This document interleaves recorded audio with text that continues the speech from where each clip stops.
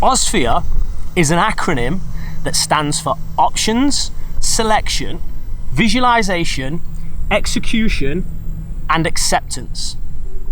These are the 5 components of a golf shot that every tour professional, yes, every tour professional will pass through when hitting to a target in competitive play.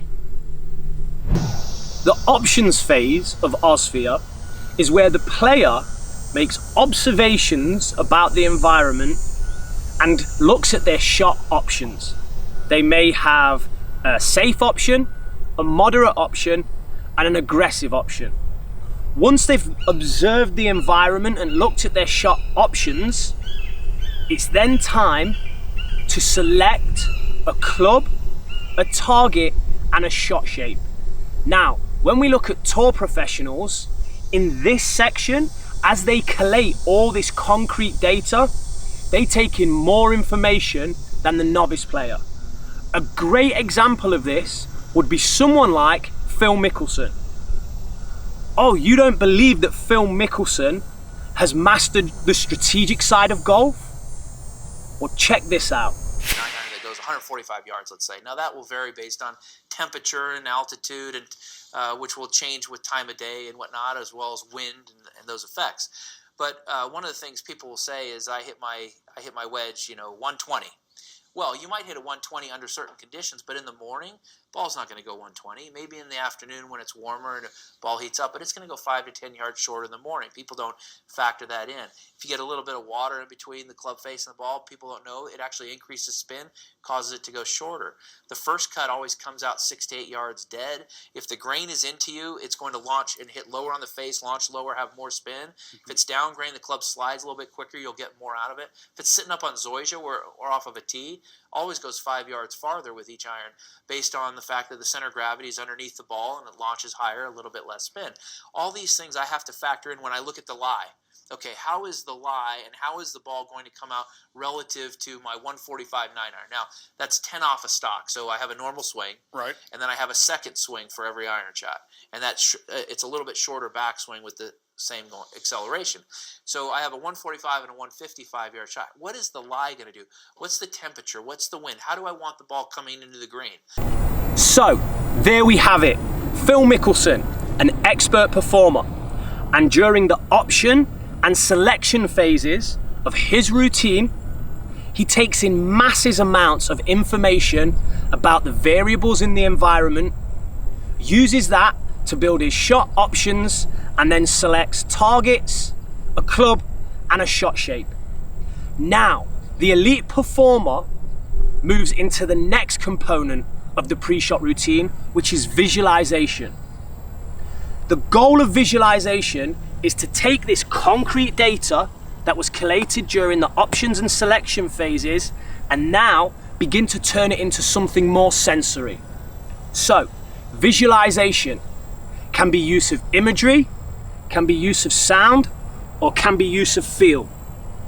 An incredible example of a player that takes the concrete data and turns it into something more sensory through visualization is Jason Day.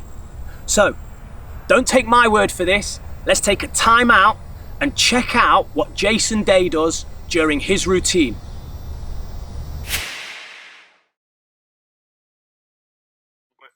One of the things that we saw a lot on TV at the PGA was just your pre-visualization routine when before the shot, and you're very consistent with it, and we'd love to just hear your thoughts about talk us through the routine, and we'll go through your mind.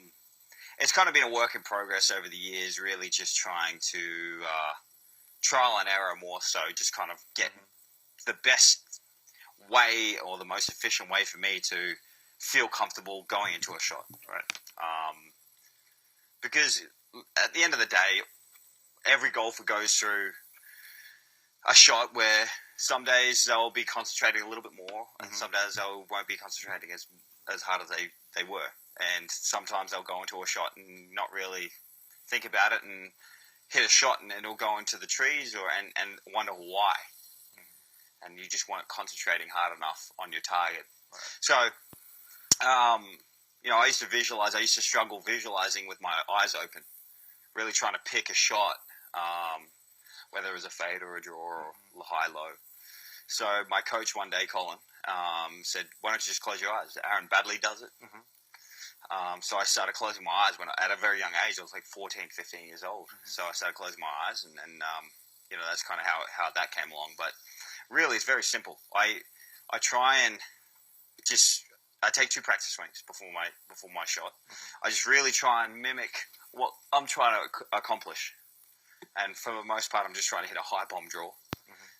So I just try and get the feeling of getting the club on the inside just a little bit, because that's where I feel the most powerful, is just getting the club on the inside. And then when I come back, I close my eyes. And when I close my eyes, I see a picture of myself standing like right here. So I'm standing there. I'm about to hit the shot, and I visualize my swing go back, and then go through, and I see the ball come out. And then I see how it goes, where it lands, and how it bounces. So when I close my eyes, I visualize that, and I make sure, especially last week, I make sure that I don't hit the shot or don't stop visualizing until I'm fully comfortable with that visual. So after I do that, then I come in, and say for instance, I'm picking the tower. I'll be coming in, looking at the tower, but I know where the ball is because I've got my awareness at the ball. And then once I change my eyes to the ball, my awareness is going back out to that tower, and then I look up to the tower and know exactly where it is. And then I come back, throw my awareness back at the ball, and then I stand over it. And my last thing is taking that one little, kind of, I guess, that little, because we're so static, I just don't want to go straight back. So I just want to make sure that I have that one little waggle, and then think about my target and just hit it as hard as I can. So the biggest thing is to aim small, miss small. It's like when you're shooting at a target, right? You don't shoot at the whole target, especially if you have a gun or a bow and arrow. You're trying to hit that little centerpiece. So with golf, it's hard to kind of hit golf balls like this, because you can't. So the biggest thing for me is to really kind of visual and think about your target. And then I just go ahead and just hit it as hard as I can. Interesting. So that's kind of how I go about my pre-shot routine, and there's a lot of stuff that goes into it. But lately, I've been very disciplined enough to go and say I'm not going to hit the shot until I'm comfortable. You feel ready? Yeah, ready. Yeah. Do you do that on, like, what kind of shots do you do that on every shot? I do it on every shot. Yeah. Yeah, I do it on. So there we have it. An incredible insight into how Jason Day uses visualization to change concrete data from the options and selection phase and turn it into something more sensory, ready to help his brain and body connect and execute the golf shot. So execution is the 4th component of OSVEA, and the goal in the execution phase is really to quieten the negative mind. As humans, we are programmed to pay attention to threatening stimuli. This is great if we're crossing a road, because we'll stop, look and listen, and if it's safe, we'll go. This is great for when we're driving a car. We'll stop at red lights for fear of getting a ticket, or even worse, getting smashed into. But it's not the best for our golf. As we approach the execution phase of OSVEA, we have to fight our innate human survival mechanisms and keep what I call the inner chimp, the negative mind, silent. Now there's infinite ways of doing this, but rather than me explain them, let's check out how Jordan Spieth does this. Okay, Ramel, roll Spieth's routine. Until I get to kind of pitch shots, it changes a little. But what I'll do is I'll often kind of stand back behind the ball, kind of in line with it like this, and say I'm going to go, we'll just stick with the same target over the red pole. And so I'll stand kind of back here, and I'll kind of think, am I going to, if I'm going to hit a high straight ball, I kind of get the motion right here of what straight is, right? With kind of 2 or 3 little practice swings, nothing swinging too hard. Just get the motion. If I'm going to hit more of a fade, I'm kind of sawing it off, right? Just a little difference in those two swings, just to kind of get that motion. I step back, and you try and see the shot. So I normally stand kind of in this position, look at where that ball is going to travel up in the air, where it's going to drop, the depth that it's going to land. Is it going to fly that bunker out there? Is it going to land just right at it, just left of it? And then from there, I step in, still kind of eye on the target, set the club down right where I want it to be started. Sometimes I bob my head too much. I've seen that. But all in all, you'd like to kind of just get set up in a nice, comfortable, powerful position, pointed at that target, and put that same swing that you just rehearsed.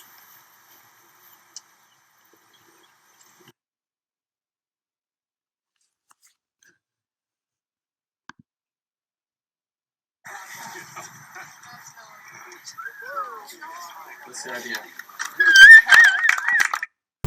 So there we have it. During the execution phase, Jordan Spieth is focused on recreating the same feels that he felt in his practice swing.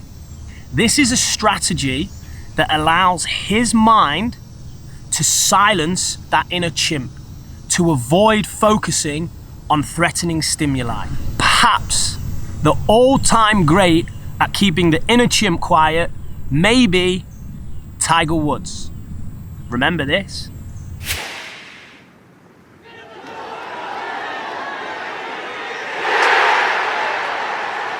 Expect anything different? The fifth and final component of OSVEA, acceptance. Players that can accept the outcome of the shot have an increased chance of hitting every single one of these steps next time they approach the golf ball. Players that struggle to accept the outcome, experience anger, stress, frustration, could potentially miss steps next time they approach the golf ball, and ultimately this can have an adverse effect on their shot. A great example of a tour player who engages in acceptance to such a high level is Jim Furyk. After every shot, Jim Furyk analyzes his process, and sometimes if he's unhappy with the outcome, he'll even re-hit an imaginary shot, trying to recreate and simulate what he's just been through and enhance his process for next time he approaches the golf ball. Now, imagine this. Imagine empowering one of your students to go through shot options and selection to the level of Phil Mickelson. Now imagine if this same student had a visualization process like Jason Day. Then imagine if they could keep the chimp quiet to the extent of Tiger Woods, and then finally accept shots like Jim Furyk. Empowering this kind of thought process can help the mind and body connect and allow your students to find their better golf swings more often.